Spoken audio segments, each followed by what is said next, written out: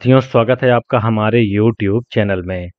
आप छत्तीसगढ़ की किस जगह से हमारे समाचार सुन रहे हैं, कृपया कमेंट बॉक्स में लिखकर हमें जरूर बताएं। साथ ही हमारे चैनल को सब्सक्राइब करना न भूलें। रायपुर से प्रस्तुत हैं छत्तीसगढ़ के प्रादेशिक समाचार। समाचारों के साथ में विपिन शुक्ला। पहले मुख्य समाचार। केंद्रीय मंत्रिमंडल ने कृषि उत्पादकता बढ़ाने के लिए प्रधानमंत्री धन धान्य कृषि योजना को मंजूरी दे दी है। प्रदेश के किसानों को उपज का बेहतर मूल्य दिलाने के लिए विधानसभा में पारित किया गया छत्तीसगढ़ कृषि उपज मंडी संशोधन विधेयक। स्वच्छता सर्वेक्षण में बेहतर प्रदर्शन करने वाले छत्तीसगढ़ के 7 नगरीय निकायों को आज नई दिल्ली में राष्ट्रपति द्रौपदी मुर्मू पुरस्कार प्रदान करेंगी। और राज्य के उत्तरी भाग में अगले 24 घंटों के दौरान भारी बारिश होने की संभावना। अब समाचार विस्तार से। केंद्रीय मंत्रिमंडल ने कृषि उत्पादकता बढ़ाने के लिए प्रधानमंत्री धन धान्य कृषि योजना को मंजूरी दे दी है।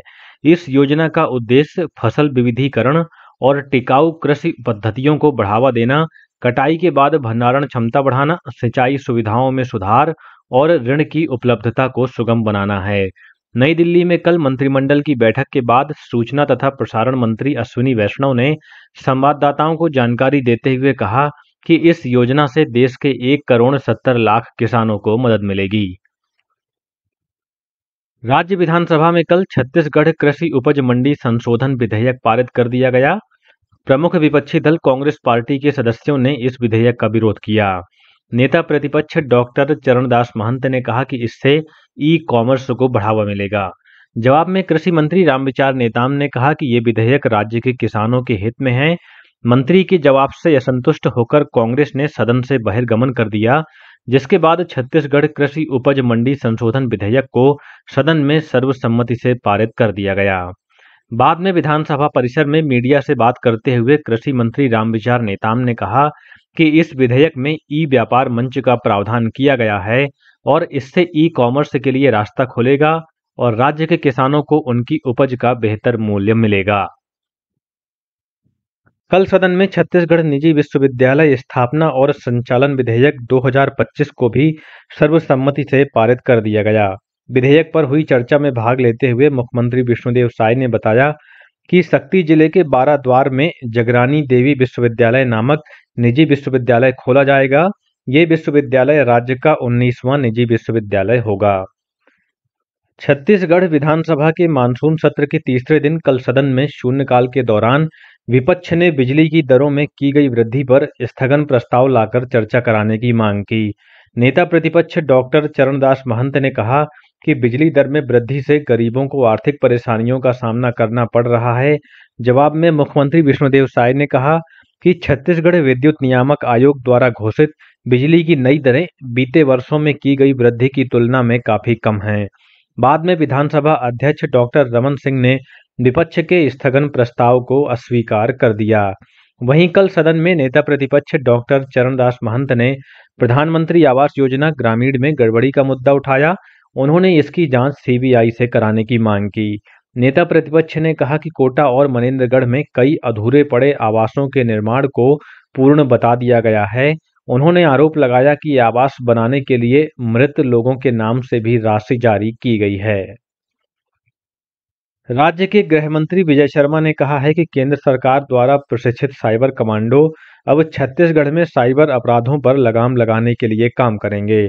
कल विधानसभा में भाजपा विधायक सुनील सोनी द्वारा पूछे गए एक सवाल के जवाब में गृह मंत्री ने कहा कि राज्य के हर जिले में साइबर सेल स्थापित किए गए हैं।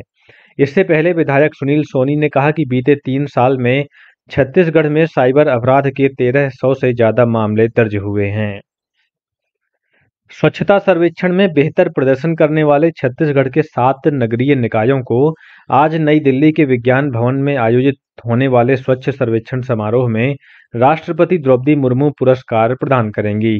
छत्तीसगढ़ के नगरीय प्रशासन मंत्री अरुण साव विभागीय अधिकारियों और संबंधित निकायों के प्रतिनिधियों के साथ पुरस्कार ग्रहण करेंगे। समारोह में बिलासपुर नगर निगम, कुम्हारी नगर पालिका और बिल्हा नगर पंचायत को प्रेसिडेंट अवार्ड तथा रायपुर नगर निगम को मिनिस्ट्रियल अवार्ड प्रदान किया जाएगा।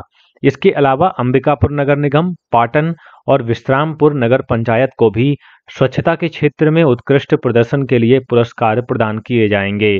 अंबिकापुर की महापौर मंजूषा भगत ने कहा कि सभी के योगदान से ही ये संभव हो पाया है। वहीं स्वच्छता दीदी शशिकला सिन्हा ने खुशी जाहिर करते हुए कहा कि शहर को स्वच्छ रखने की जिम्मेदारी और बढ़ गई है।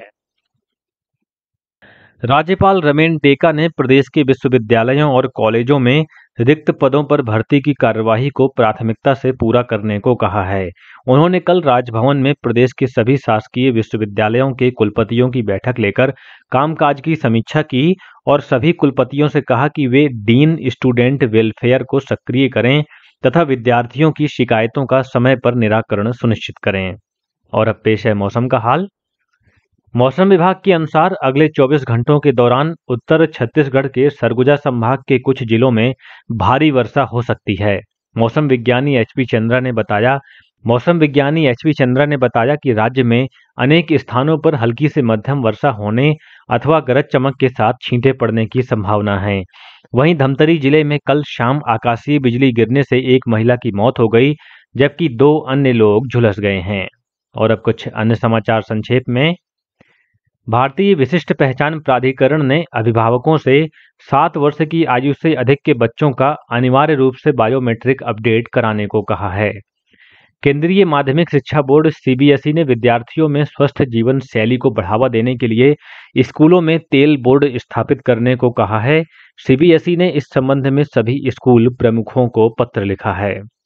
मुख्यमंत्री विष्णुदेव साय ने कल विधानसभा परिसर स्थित अपने कक्ष में मोर गांव मोर पानी अभियान पर आधारित पुस्तिका का विमोचन किया। राज्य नीति आयोग द्वारा आज 17 जुलाई को नवा रायपुर में छत्तीसगढ़ अंजोर विजन 2047 विमोचन कार्यक्रम का आयोजन किया जाएगा। कार्यक्रम के मुख्य अतिथि मुख्यमंत्री विष्णुदेव साय होंगे।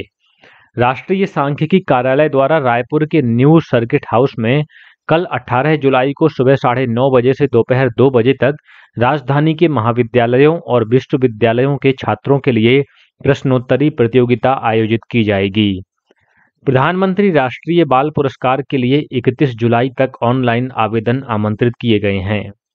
बलौदाबाजार जिले के अर्जुनी स्थित स्वामी आत्मानंद उत्कृष्ट उच्चतर माध्यमिक विद्यालय में पदस्थ प्रभारी प्राचार्य खूबचंद सरसिंहा को अनुशासनहीनता और कदाचार के आरोप में निलंबित कर दिया गया है।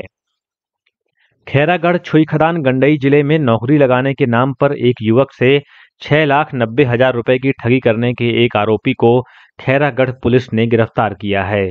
और बलरामपुर जिले के माओवाद प्रभावित पीपर ढाबा गांव के पास जंगल से पुलिस ने बम निरोधक दस्ते के साथ अभियान चलाकर पत्थरों के बीच छिपाकर रखी एक भरमार बंदूक बरामद की है। इसी के साथ रायपुर से प्रसारित छत्तीसगढ़ के प्रादेशिक समाचारों का ये बुलेटिन समाप्त हुआ। नमस्कार।